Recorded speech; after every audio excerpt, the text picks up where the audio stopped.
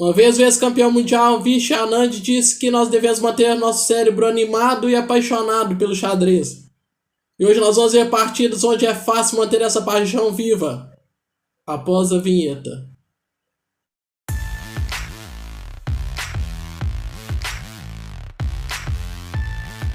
Olá a todos, eu sou o mestre nacional Wesley Silva. Nós vamos seguir com a nossa playlist das 110 jogadas mais fantásticas da história do xadrez. Nós estamos agora na nossa jogada fantástica número 8, com as brancas, o grande mestre russo Khatimir Koumov, um jogador fortíssimo que chegou a figurar no top 10 mundial na década de 60, um jogador que manteve sua paixão pelo xadrez até a terceira idade, chegando a ser campeão mundial sênior. E com as negras, um jogador que nós já vimos aqui no canal, o grande mestre David Bronstein, um dos jogadores mais criativos da história do xadrez. Nós estamos no ano de 1965, a posição que nós vemos no tabuleiro vem de defesa siciliana. As brancas aqui estão atacando na ala do rei e as negras tentando contra-atacar na ala da dama. Aqui Khatimir Koumov joga o lance G5 com a ideia de abrir a ala do rei e atacar o rei negro. Então as negras contra-atacam com o lance B4. As brancas jogam G por F6 atacando o bispo. Então o bispo toma F6, foi jogado. Torre G1 cheque. Rei H8. Dama H6 ameaçando dama por F6. Ou então dama por F8 mate. Então as negras defendem com o lance dama E7. E nessa posição, Khatimir Koumov vai realizar nossa jogada fantástica número 8. Como continuar o ataque nessa posição? Espero que todos tenham pausado o nosso vídeo, tenham pensado o que fazer. Aqui nessa posição, Khatimir Koumov realiza nossa jogada fantástica número 8. Cavalo C6. Esse lance tem por objetivo desviar a dama da defesa do bispo de F6 ou da torre de F8. E nós vamos ver que não é possível mover a dama devido à ameaça de mate das brancas. Então nessa posição não resta escolha a David Bronstein a não ser aceitar o sacrifício jogando cavalo por C6. Mas após cavalo por C6, E5 foi jogado. Esse lance é muito forte. Porque aqui nessa posição, se seguisse o lance cavalo por E5, seguiria cavalo E4 com ameaça sobre o bispo. E essa posição não tem como se defender. Um lance como cavalo G6 para tentar se defender, seguiria simplesmente cavalo por F6 ameaçando mate H7. E contra dama por F6, F por G6. E agora está ameaçando dama por F8 mate. Então as negras teriam que jogar F por G6, bispo G2. E esse lance ganharia material. Devido à ameaça sobre a torre de A8, além da ameaça de colocar alguma das duas torres na casa F1, que atacaria a dama, e quando a dama saísse, cairia a torre de F8. Então nessa posição após E5, também não é possível jogar o lance D por E5, porque cavalo E4 ganharia imediatamente. Aqui não tem como defender o bispo de F6, então teria que sacrificar com o bispo G5 cheque. E após cavalo por G5, F6 para evitar o mate sobre H7. Então cavalo por H7 seria jogado, e nessa posição as brancas têm mate forçado.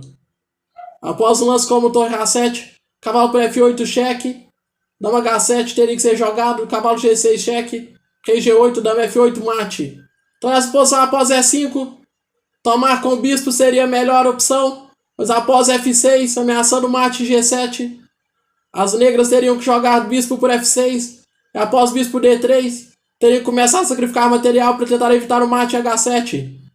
Então aqui precisariam jogar o lance bispo G5 cheque, torre por G5, e agora F6, agora a dama defende o ponto H7, mas após bispo por H7, as negras se encontrariam perdidas novamente.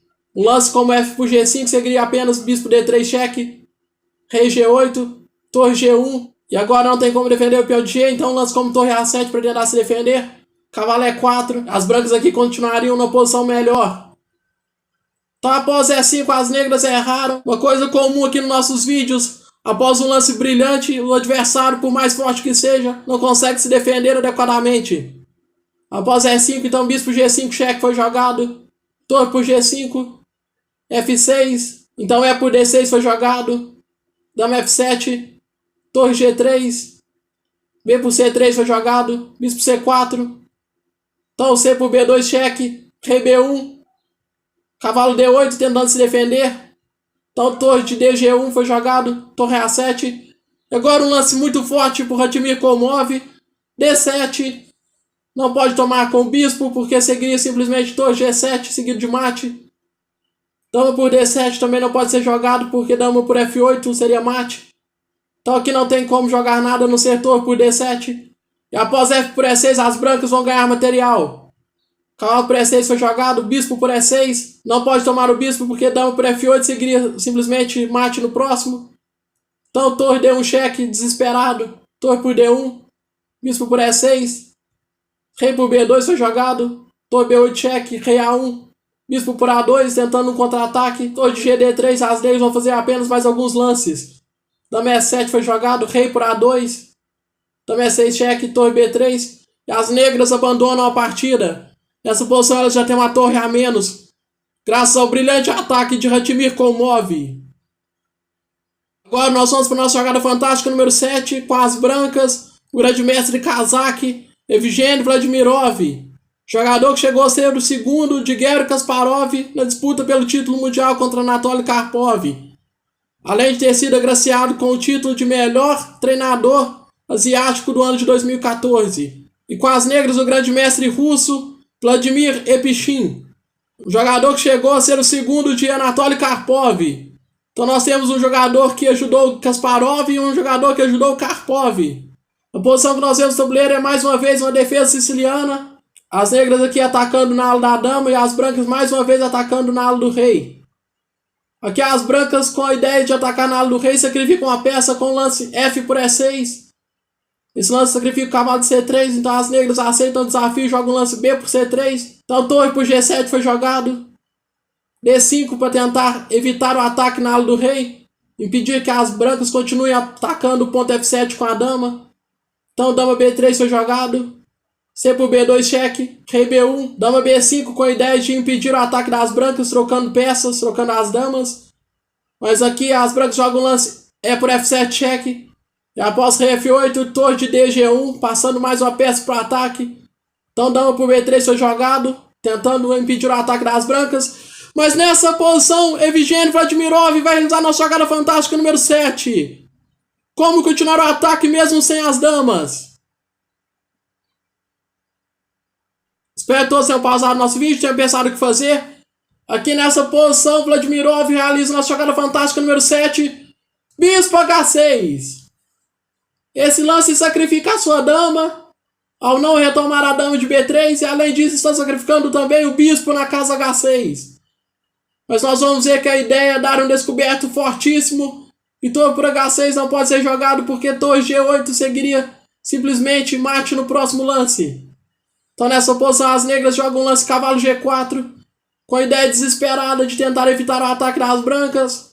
Mas após torre H7 cheque, cavalo por H6 foi jogado. Torre por H8 cheque, rei por F7, torre H7 cheque. E as negras abandonam a partida. Após o rei sair do cheque, as brancas simplesmente vão retomar a dama em B3, ficando com material a mais. E além disso um ataque muito forte. Uma ideia fantástica de Vladimirov. Agora nós vamos para a nossa jogada fantástica número 6. Com as brancas, as boas-vindas ao pentacampeão mundial Viswanathan Anand. O autor da nossa frase do vídeo de hoje. Um dos maiores gênios da história do xadrez. Um jogador que chegou a ser campeão mundial em todas as modalidades do nosso jogo. E com as negras o também genial Vassily Ivanchuk.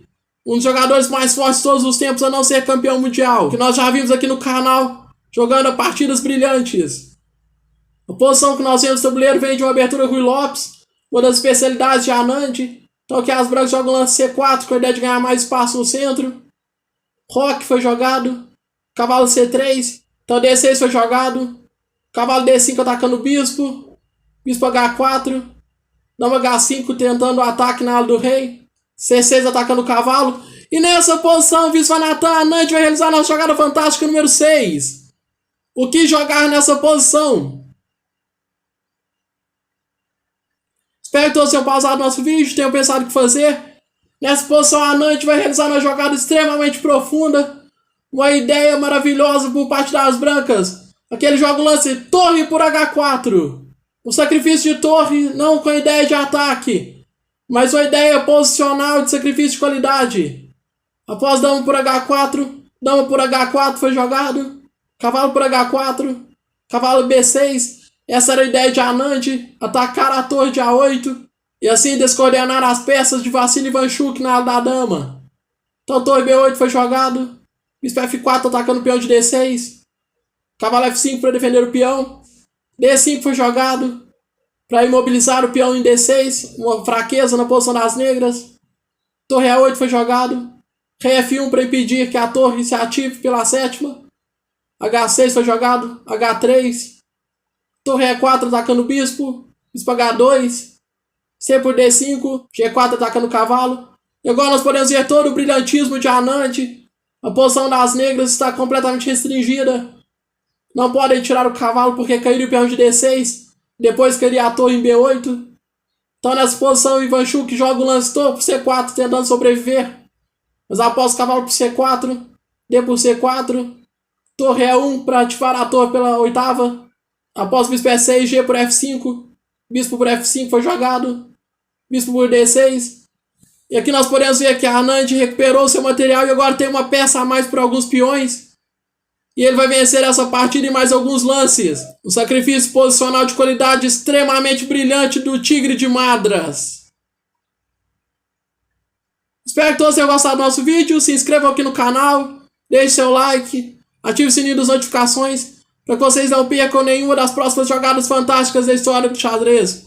Até o nosso próximo vídeo.